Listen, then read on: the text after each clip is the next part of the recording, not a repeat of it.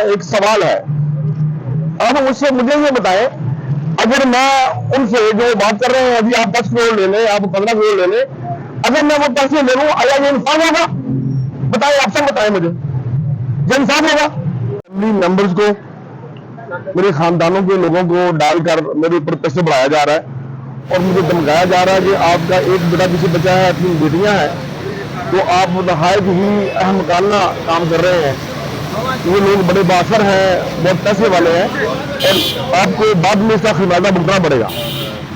میرے اوپر بہت پریشر آیا, لیکن میں شکر گزار ہوں اپنی جو میرے جن سے خونی رشتہ ہے, بخصوص میری بہو کے بھائی اور میرے دماد کے بھائی, جنہوں نے کہا جی ہم ماموں کے ساتھ کھڑے ہیں, ہمیں کوئی بھی قربانی دینی پڑے گی تو ہمیں دے مل کے ہمیں انصاف چاہیے. دوسرا میرا ایک آپ لوگوں سے بھی ایک سوال ہے.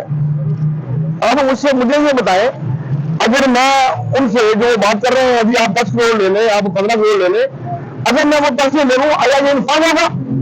بتائیں, آپ سب بتائیں مجھے, یہ انصاف ہوگا؟ مجھے بتائیں, آپ جواب دیں مجھے, آیا یہ انصاف ہوگا؟ یہ انصاف نہیں ہوگا میرے بھائی. یہ جنگ میری نہیں ہے, یہ جنگ میں پوری سوسائٹی کے لیے لڑ رہا ہوں. میں نے جو قربانی میں دے چکا ہوں, میرے بچے دنیا سے جا چکے ہیں, میری بیوی جا چکی ہے, میری بہن جا چکی ہے, میرا دماغ جا چکا ہے. اب میں جو لڑ رہا ہوں, خدا رہا میں آپ لوگ لڑ رہا ہوں. اگر ایک ایگزامپل ہو جائے کہ اگر ان بااثر لوگوں نے, ان پیسے والے لوگوں نے اپنے دماغ کے اندر, اپنے مائنڈ سیٹ کے اندر ایک چیز ایکسپٹ کر لی ہے کہ بندے کی قیمت اتنے کروڑ ہے, بندے کی عزت کی قیمت اتنے کروڑ ہے, بندے کی جو نا اس کو خوار کر لو یہ قیمت ہے. انہوں نے اپنے دماغ کے اندر, اپنے مائنڈ سیٹ کے اندر ایک قیمت بنائی ہوئی ہے کہ آپ یہ قیمت ادا کریں اور اگر چلتا بنے. لیکن ہم, وہ کون اٹھے گا جو ان کو سمجھائے گا یار ہم بھی انسان ہیں, ہم بھی سوسائٹی میں رہنے والے ہیں, ہمیں بھی تحفظ دیا جائے, ہمیں عزت دی جائے. لہٰذا بھائی بات یہ ہے کہ یہ صرف میری جنگ نہیں ہے, یہ ہم سب کی ہے. ایک ایگزامپل ہو جائے گی, ایک تو سزا ہو جائے گی, تو یہ باقی سب لوگ لائن پہ آ جائیں گے کہ ٹھیک ہے جی ہم نے ایسا عمل نہیں کرنا جہاں قانون کی بلد ایسی ہے. اور میں عدلیہ کو بھی, اپنے اداروں کو بھی کہتا ہوں کہ میرا ساتھ دے. اگر میں نے انویسٹ کر کے اگر میں کھڑا ہوں اپنے لیے کوئی بھی کام کرنے کے لیے, تو مجھے آپ سب کے ساتھ کی ضرورت ہے. نہ مجھے کوئی لالچ ہے اور نہ ہی مجھے کوئی ایسی چیز ہے. میں جتنا میری کھڑا ہے میں انشاءاللہ کھڑا ہوں اور ہم مجھے کھڑا ہو پائیں گے. Thank you very much. بتائیے گا کہ آپ پولیس کی تصدیق سے مطمئن ہیں اور پولیس کا رویہ آپ کے ساتھ ٹھیک ہے؟ اب تک میں مطمئن ہوں, اب تک میں مطمئن ہوں. پولیس کی جو تحقیقات ہیں وہ چونکہ تھوڑی سلو ضرور ہے. اس کی آغاز میں جو تفتیش ہوئی وہ درست نہیں ہوئی, درست سمت میں تفتیش نہیں ہو رہی تھی. شروع میں کچھ ایویڈنس جو ہے وہ موقع پہ فوراً دینی چاہیے تھی, قبضے میں ملزم کی گرفتاری ڈالنی چاہیے تھی, اور باثر لوگوں کو قانون کے کٹہرے میں لانا تھا, جو نہیں لایا گیا. اب چونکہ تحقیقات جو ہے وہ تفتیشی افسر تبدیل ہوئے, تحقیقات جو ہے وہ جاری ہے تحقیقات, اور ہم سمجھتے ہیں کہ اگر ان کو ایکسپرڈائٹ کر کے میرٹ پہ کیا جائے اور وقت کا ضیاع نہ کیا جائے تو مقدمے کا فیصلہ بہتر ہو جائے. سر یہ بتائیے گا کہ مدعی کا کہنا ہے کہ کچھ لوگ ان سے رابطہ کر رہے ہیں پیسوں کے حوالے سے. وہ کون لوگ ہیں؟ وہ ملزمان کے لوگ ہیں؟ آبویسلی ملزمان کے لوگ ہی ہوں گے, کوئی سوسائٹی کا عام آدمی اٹھ کے تو نہیں کہے کون پیسے دے گا, پیسے لے لے اور کر لے. وہ ملزمان جس کو فائدہ ہو رہا ہے, یا جو پینک میں ہے, یا جو سمجھتے ہیں پریشانی. آپ کو لائن اپ کیا جا رہا ہے, کون لوگ؟ میں بتا تو رہا ہوں, پیچھے وہی لوگ ہیں. ملزمان ہی رابطہ کر. اچھا, ملزمانی کون کرے گا آفر پیسوں میں؟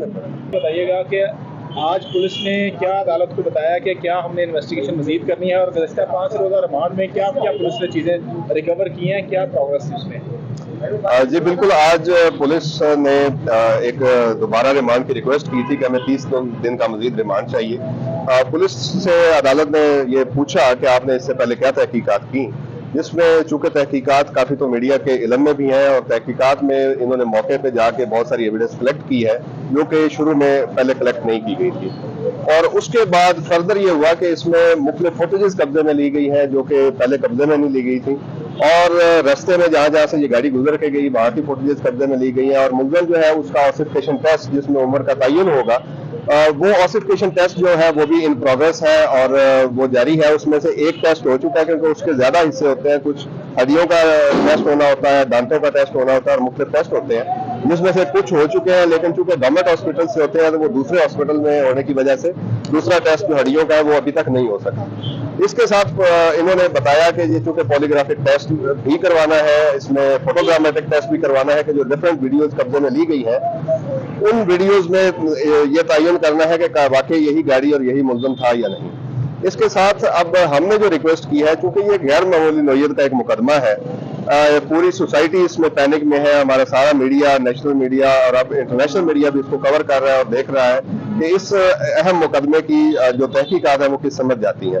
तो चूंकि हम समझते हैं कि इसकी जो तहकीकात है वो इंतहाई तेज और बड़ी मेरिट पे होनी चाहिए, जो कि अभी तक उतनी तेज नहीं हो रही जितनी हो जानी चाहिए थी, क्योंकि इसमें आईजी पंजाब साहब भी गए थे, डीआईजी इन्वेस्टिगेशन जो है उन्होंने खुद तहकीकात में इंटरेस्ट भी लिया और तहकीकात का आगाज किया। तो हम समझते हैं कि इनके जो मुद्दई हैं रफाकत साहब, उनको अब थ्रेट्स आनी शुरू हो गई हैं, उन पर प्रेशर आना शुरू हो गया है, उनको तंग किया जाना, और उनके जो रिश्तेदार हैं जो इधर मौके पे खड़े भी हैं, इनको अब तंग किया जाना शुरू कर दिया गया है, जो कि बिल्कुल बड़ी गैर इंसानी हरकत है कि अब उनकी साथ जाने भी गई और उसके बाद उनको दबाया जा रहा है कि आप इस मुकदमे की पैरवी ना करें या पैसे ले लें।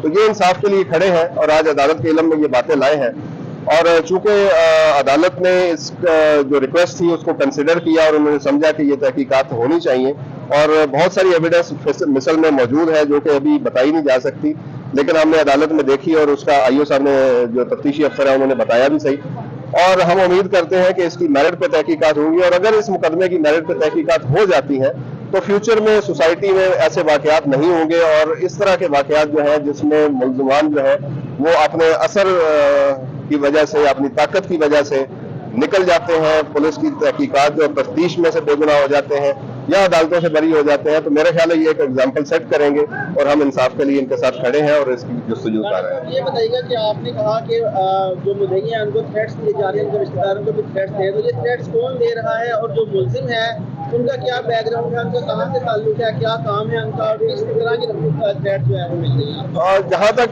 मेरे इल्म में है, मुल्जिम चूंकि मैं ज़ाती तौर पे उनको नहीं जानता, मुल्ज़िमान जो है वो बासर भी हैं, मालदार भी हैं, और पहले 3 दिन की तहकीकात से आपको अंदाजा हो गया होगा कि वो इतने बासर हैं कि उन्होंने मुल्ज़िम जो है वो मौके से एस्केप भी करवा लिया, गायब भी कर दिया। 3 दिन उसकी जब तक चीजें जो है वो मैनेज नहीं हो गई तब तक उन्होंने उसकी गिरफ्तारी डाल के उसको अदालत में पेश नहीं होने दिया गया। उसके बाद अब चूंकि ये जो लोग पीछे खड़े हैं, ये जो लोग जान से गए हैं, इनकी जो बहू थी उनके भाई खड़े हैं, इनके जो दामाद थे उनके भाई खड़े हैं, तो ये मौजूद हैं और इनको मुख्तलिफ लोगों ने आके दबाया भी सही, डराया भी सही, और उसके बाद कहा कि आप इस मुकदमे की पैरवी छोड़ दें और पीछे हट जाएं, आप हमसे पैसे ले लें। तो ये रिपोर्ट कर रहे हैं और मैं इनकी जो बात है वो आप तक पहुंचा रहा हूँ कि ये चूंकि एक संगीन नौयत का एक मुकदमा है और अहम तरीन मुकदमा है, इसलिए इनके फैक्ट्स जो है वो कौम तक पहुंचने चाहिए ताकि सोसाइटी इनके साथ खड़ी हो, और ये लोग जो है इंसाफ के लिए उम्मीद लगाए बैठे हैं और हमें उम्मीद है कि अदालतें इसका जरूर इंसाफ करें।